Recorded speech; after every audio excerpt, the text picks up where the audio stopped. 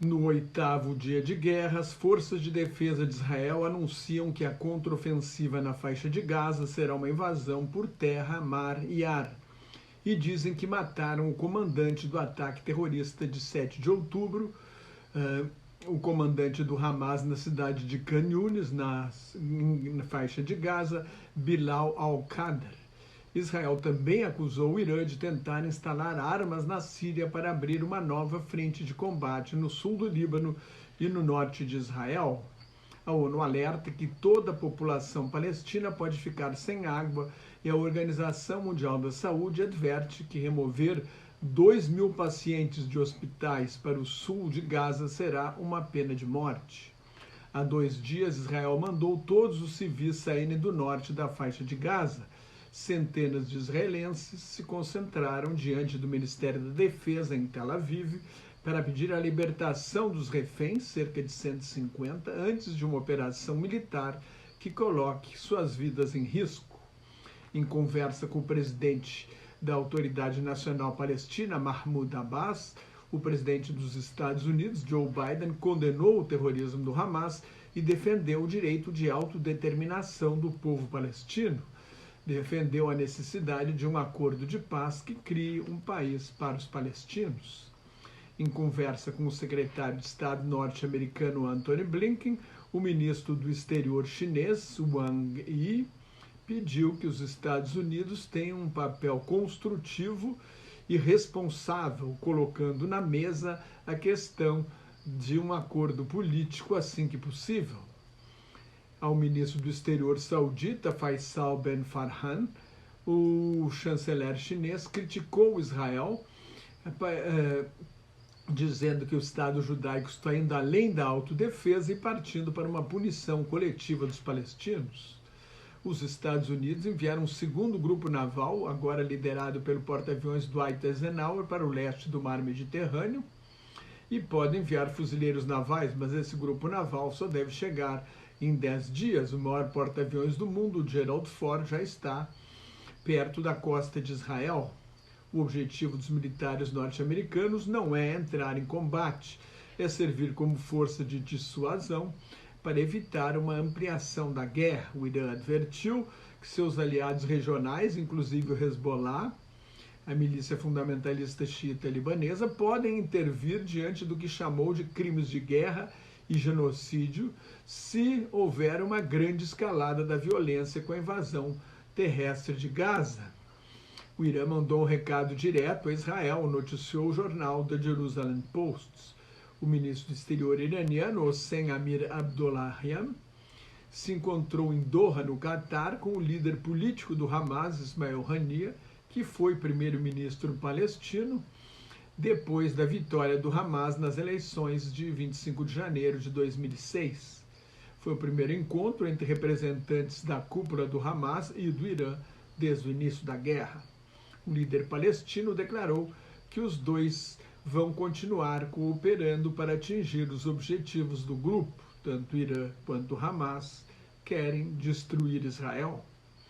Depois de mandar 1.100.000 palestinos saírem do norte de Gaza, Israel anunciou que fará operações militares importantes quando civis saírem da região. Israel já mobilizou 360.000 reservistas para isso.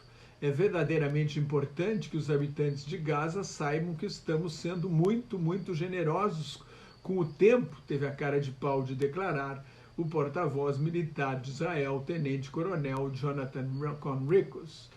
Não será insistir demais, acrescentou ele, que agora é hora de partir, peguem o que é seu, sigam rumo ao sul, preservem suas vidas e não caiam nas armadilhas do Hamas, concluiu o porta-voz militar israelense. Nem parece que eles estão prestes a arrasar Gaza. Muitos palestinos em fuga estão em Rafah, cidade que fica na fronteira com o Egito, onde há uma passagem. O Egito avisou que não vai abrir a fronteira nem para os estrangeiros enquanto Israel não deixar entrar ajuda humanitária, água, comida, remédios e combustíveis. Israel voltou a bombardear o aeroporto de Alepo, na Síria, supostamente para impedir o fornecimento de armas e munições do Irã para para o Hamas e para a milícia xiita libanesa Hezbollah, o Partido de Deus. Com mais de 300 mortes em 24 horas, o número de palestinos mortos em bombardeios à faixa de Gaza subiu para 2.215, entre eles 724 crianças. Na Cisjordânia, o outro território palestino, 57 palestinos foram mortos em choques com colonos israelenses e as forças de segurança de Israel desde o início da guerra, enquanto o número de israelenses mortos ficou estável em mais de 1.300, como Israel afirma ter encontrado 1.500 corpos de milicianos do movimento de resistência islâmica, o Hamas, que participaram do ataque terrorista de 7 de outubro. A confiar nesses números, o total de mortos na guerra estaria em mais de 5.000. 3.772 palestinos mortos e 9.714 feridos, mais de 1.300 israelenses mortos e 3.600 feridos. O aumento da violência na Cisjordânia é importante porque é o maior território palestino, com 5.860 km². A Cisjordânia é 16 vezes maior do que a faixa de Gaza, tem 3 milhões de habitantes palestinos e 670 mil colonos israelenses, 220 mil dos quais vivem no setor oriental de Jerusalém, o setor árabe que até a Guerra dos 6 Dias, em 1967, era parte da Jordânia. A colonização dos territórios ocupados em guerra é ilegal à luz do direito internacional. Com os acordos de Oslo, a Cisjordânia ocupada foi dividida em 3 áreas.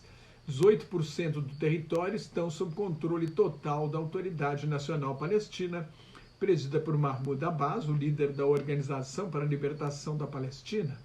Aos 87 anos, Abbas está velho, seu governo é considerado ineficiente e corrupto, mas aparentemente os Estados Unidos e Israel querem entregar o controle de Gaza a ele depois da guerra. Israel pretende derrubar o Hamas, destruir o Hamas o máximo que puder. Então, 18% da Cisjordânia estão sob controle direto dos palestinos, 22% estão sob controle civil dos palestinos, enquanto Israel cuida da segurança, e 60% da Cisjordânia estão sob controle total de Israel. O governo atual de extrema-direita, o mais extremista da história de Israel, tem planos de anexar a Cisjordânia e expulsar os árabes, especialmente os ministros mais extremistas, Itamar Ben-Gvir, da Segurança Nacional, e Bezalel Smotrich, ministro das Finanças. Desde que chegou ao poder, em 22 de dezembro do ano passado, desde que esse governo chegou ao poder, aumentou a violência das forças de segurança e dos colonos na Cisjordânia ocupada, e a polícia de Ben-Gvir não dá a menor proteção aos palestinos.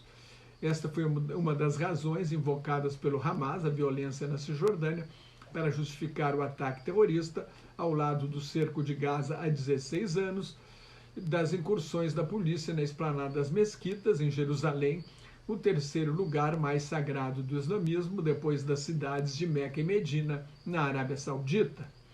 Há também a questão das negociações para estabelecimento de relações diplomáticas entre Israel e a Arábia Saudita, o que marginalizaria o movimento nacional palestino.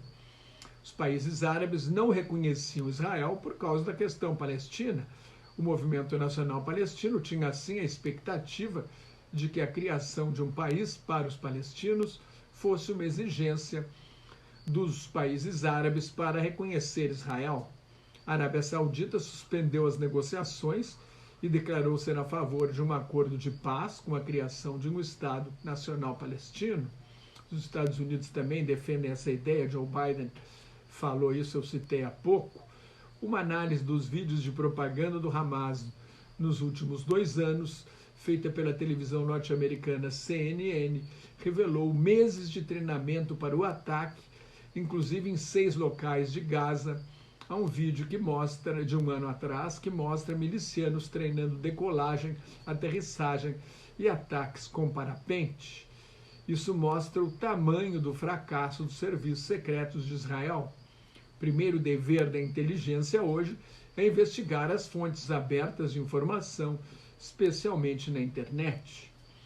12 jornalistas foram mortos até agora na guerra, 8 feridos, e 2 estão desaparecidos, denunciou o Comitê de Proteção aos Jornalistas. O exército do Líbano acusou Israel pela morte de um cinegrafista da agência Reuters. A França, antiga potência colonial na Síria e no Líbano, manifestou muita preocupação com a situação na fronteira entre o Líbano e Israel, onde tem acontecido trocas de tiros, de artilharia e de foguetes entre soldados israelenses e a milícia xiita Hezbollah, apoiada, financiada e armada pelo Irã.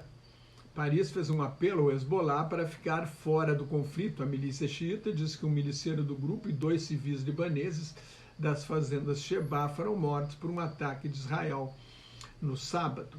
O presidente francês Emmanuel Macron fez um apelo a Israel e ao Egito para que abram um corredor de ajuda humanitária. O Brasil prepara um anteprojeto de resolução a ser apresentado ao Conselho de Segurança das Nações Unidas, provavelmente na segunda-feira. O Brasil preside o Conselho neste mês, provavelmente para condenar o ataque, pedir ajuda humanitária e negociações de paz. A Rússia ficou de apresentar também um projeto de resolução pedindo um cessar-fogo humanitário, que certamente será vetado pelos Estados Unidos para que Israel possa realizar sua operação punitiva contra o Hamas. Diante da guerra contra a Ucrânia, que a autoridade tem a Rússia para propor um cessar-fogo. A retaliação brutal de Israel ao Hamas provocou uma onda de antissemitismo na Europa. Só na França, que tem a maior comunidade judaica e a maior comunidade muçulmana do continente, foram registrados 189 atos contra judeus e 65 pessoas foram presas.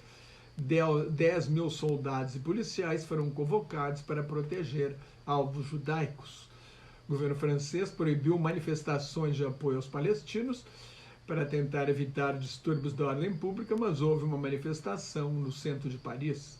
A Alemanha proibiu qualquer manifestação de apoio ao Hamas, que considera um grupo terrorista. Na França, um professor foi morto a facadas, Dominique Bernard, por um russo de origem chechena. A polícia trata o caso como terrorismo de extremista muçulmano. Depois de ameaças de bomba, o Museu do Louvre e o Palácio de Versalhes foram fechados ao público. Assim se desencaminha a humanidade. Shalom, salam aleikum. A paz esteja com você. Se possível. Até mais. Se você gostou, assine meu canal no YouTube, leia o meu blog Globalização em Crise, me siga no Twitter, no Instagram e no Facebook, onde colaboro com o Grupo Quarentena News. Muito obrigado pela sua atenção e até mais. Tchau.